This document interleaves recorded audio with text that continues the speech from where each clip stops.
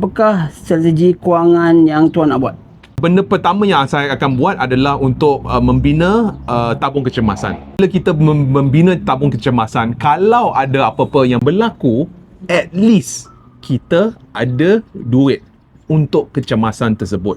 So, I nampak sekarang ni, ramai orang hidup atau ramai orang belanja duit semata-mata besok ada kerja, lusa ada kerja. Tetapi hakikatnya, istilah job security dah pupus. Job security saya nak faham, kalau kita tapi kalau orang kerjaan bukan job security juga?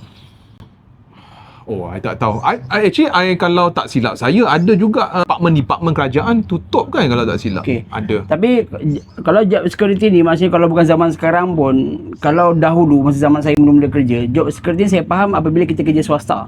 Bila kerja swasta, memang anytime kita akan dibuang pun. Sebab yelah, bukan semua orang kerja dalam syarikat swasta yang bisnes besar-besar. Kan, kita bisnes kecil-kecil pun lagi potensi tinggi untuk bungkus juga. Jadi kita dah faham dah keadaan tu, jadi memang kita dah standby mentality untuk itu, menghadapi perkara itu. Betul? Kan.